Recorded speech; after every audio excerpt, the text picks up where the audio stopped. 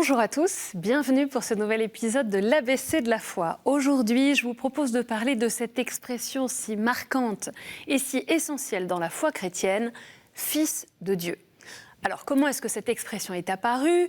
Qui est le Fils de Dieu ? Qu'est-ce que ça change tout simplement de le reconnaître ? Et pour commencer, qu'est-ce que cette expression « Fils de Dieu » évoque pour vous ? Fils de Dieu, on pense à Jésus, bien sûr.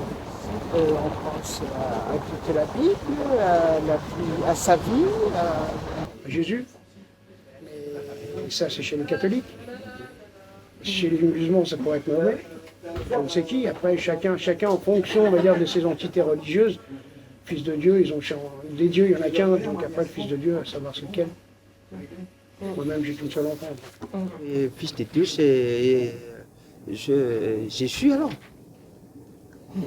C'est le fils de Marie, son père c'est Joseph. Jésus. Pourquoi ? Dans la religion chrétienne, on dit que Jésus est le Fils de Dieu. Donc, je répète ce que la religion dit. Le mot Fils de Dieu, je l'explique en disant simplement que c'est le Christ qui vient de Dieu, qui est venu sur terre de Dieu et qui vient pour nous permettre, nous, à notre tour, de faire partie de cette filiation et de devenir enfant de Dieu à notre tour. Moi, comment est-ce que je le vis concrètement ? Je le vis aussi en me disant que je suis appelée à participer à cette filiation-là.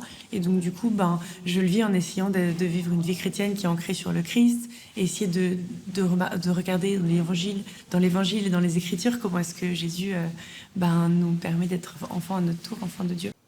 On peut tout d'abord constater que le titre de Fils de Dieu a été attribué à différents personnages et personnalités à travers l'histoire, et particulièrement dans différentes traditions religieuses.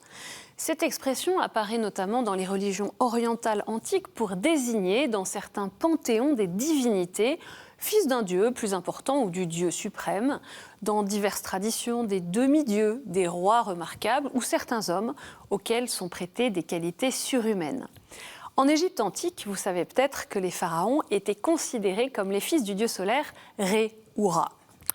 Dans la Bible, le titre de Fils de Dieu est utilisé dans l'Ancien Testament pour évoquer les anges, mais aussi tout le peuple élu, les enfants d'Israël, et tout particulièrement leur roi dont ils ont attendu le salut. Cette filiation adoptive établit entre Dieu et sa créature des relations d'une intimité particulière. Mais quand les prophètes annoncent la venue d'un roi Messie qui sera Fils de Dieu, cela n'implique pas nécessairement, selon le sens littéral de ces textes, qu'il sera davantage qu'un être humain. Ce titre prend progressivement un sens tout à fait nouveau dans le Nouveau Testament, puisqu'il est associé à l'identité même de Jésus-Christ. On va rapidement parcourir les évangiles pour s'en rendre compte. Quand Jean le Baptiste voit l'Esprit descendre du ciel et s'écrie « C'est lui, le Fils de Dieu », il désigne sans doute Jésus comme roi et Messie. Mais quand Marc débute son évangile par ces mots très clairs « Commencement de l'évangile de Jésus-Christ, Fils de Dieu », on voit bien que l'identité de Jésus comme Fils de Dieu est décisive pour recevoir la bonne nouvelle. À quelques rares occasions, Jésus lui-même se présente comme le Fils unique de Dieu. C'est le cas, par exemple, au chapitre 3 de l'évangile de Jean, « Car Dieu a tellement aimé le monde qu'il a donné son Fils unique, afin que quiconque croit en lui ne se perde pas, mais obtienne la vie éternelle. » Le Christ demande aussi de croire, d'avoir la foi au nom du Fils unique de Dieu. On trouve deux récits évangéliques, deux moments très particuliers, très solennels, le baptême et la transfiguration du Christ, où la voix de Dieu le Père se fait entendre du ciel et le désigne comme son Fils bien-aimé. Celui-ci est mon Fils bien-aimé en qui je trouve toute ma joie. Et quand Jésus demande à ses disciples « Pour vous, qui suis-je ?» Pierre a cette magnifique réponse inspirée « Tu es le Christ, le Fils du Dieu vivant ». Cette confession de foi apparaît dans l'exclamation du centurion face à Jésus sur la croix, quand le centurion reconnaît « Vraiment, cet homme était Fils de Dieu ». C'est après la résurrection que la filiation divine du Christ se déploie dans toute la puissance, dans toute la splendeur de son humanité glorifiée. Celui qui est né dans la chair, selon l'esprit de sainteté, a été établi dans sa puissance de Fils de Dieu par sa résurrection d'entre les morts, lui, Jésus-Christ, notre Seigneur, reconnaît saint Paul dans la lettre aux Romains. Et les apôtres peuvent alors eux aussi confesser « Nous avons vu sa gloire, gloire qu'il tient de son Père comme Fils unique, plein de grâce et de vérité. » Et tous ceux qui sont aujourd'hui baptisés dans la mort et la résurrection du Christ, en reconnaissant en lui le Fils unique de Dieu, deviennent à leur tour des fils et des filles de Dieu. Les enfants de Dieu, ce sont désormais également tous les baptisés. Vous l'avez compris, l'identité de Jésus, du Christ comme Fils de Dieu, est le cœur de la foi chrétienne. Celui qui proclame que Jésus est le Fils de Dieu, Dieu demeure en lui et lui en Dieu, écrit encore saint Jean.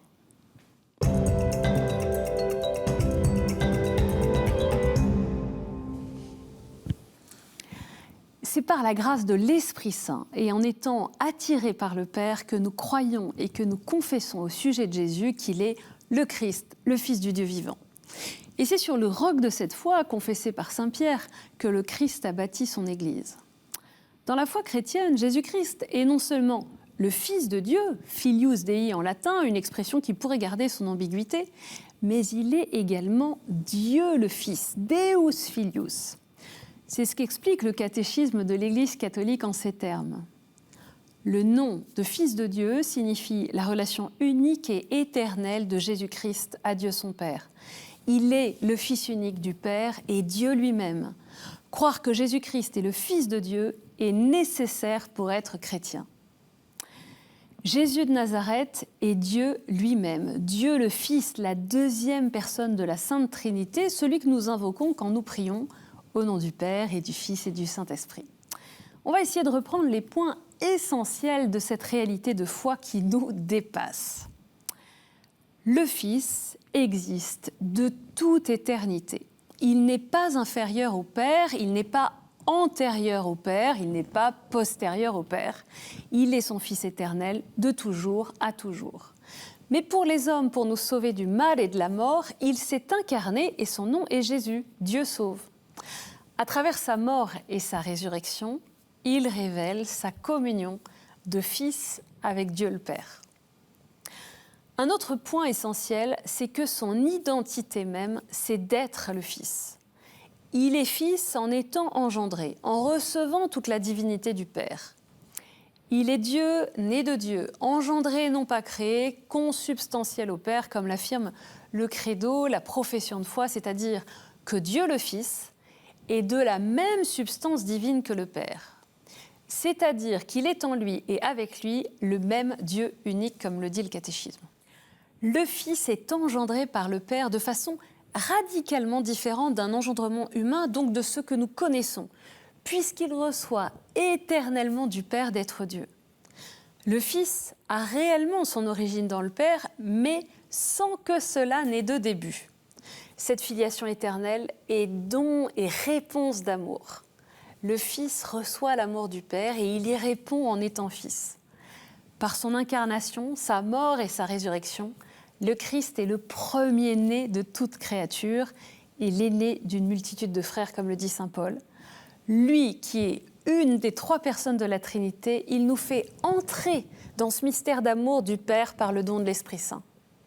Ainsi, saint Paul écrit-il dans l'Épître aux Romains, « Tous ceux qui se laissent conduire par l'Esprit de Dieu, ceux-là sont fils de Dieu. Vous n'avez pas reçu un esprit qui fait de vous des esclaves et vous ramène à la peur, mais vous avez reçu un esprit qui fait de vous des fils.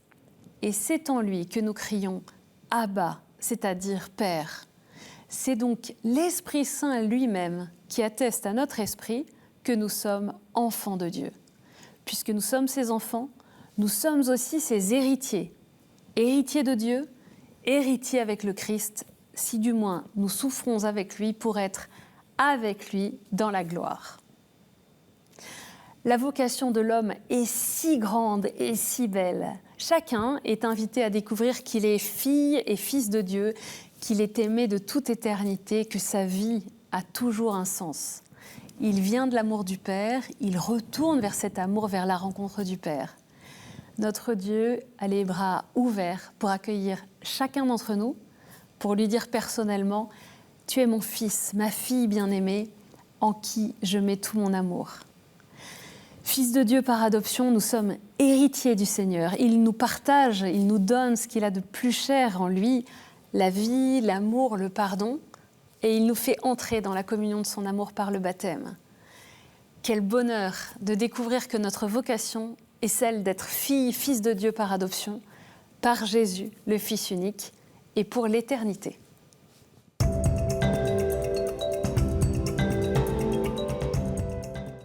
Je vous propose maintenant 3 exercices autour de cette idée, de cette réalité de fils de Dieu.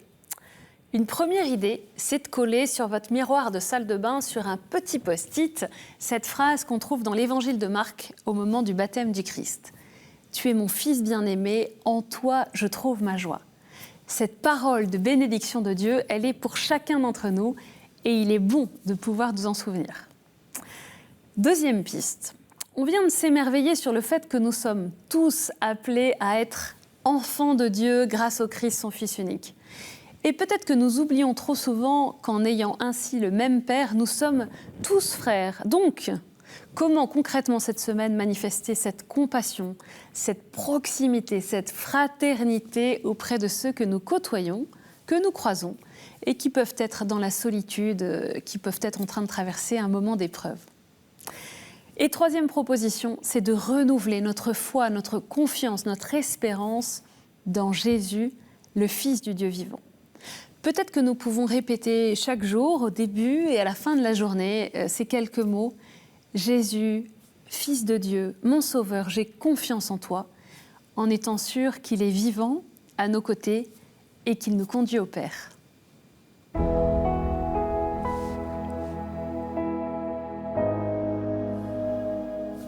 Au nom du Père et du Fils et du Saint-Esprit. Amen. Comment ne pas te louer, Père, pour l'amour dont tu nous as comblés par ton Fils bien-aimé, dans le feu de l'Esprit Saint. Dans cet esprit, nous savons que nous ne sommes pas seulement tes créatures, nous sommes aussi tes enfants. Et nous pouvons t'appeler Père, Abba, Papa chéri. Donne-nous cette confiance, cette certitude que nous sommes unis à toi, que rien ne peut nous séparer de ton amour, toi qui veux sauver tous les hommes. Amen. C'est la fin de cet ABC de la foi sur le Fils de Dieu, une bonne nouvelle qui transforme nos vies. Alors, n'hésitez pas à partager cette émission en vidéo ou en podcast à partir du site ktotv.com ou via les réseaux sociaux. Je vous donne rendez-vous la semaine prochaine et que le Seigneur vous bénisse.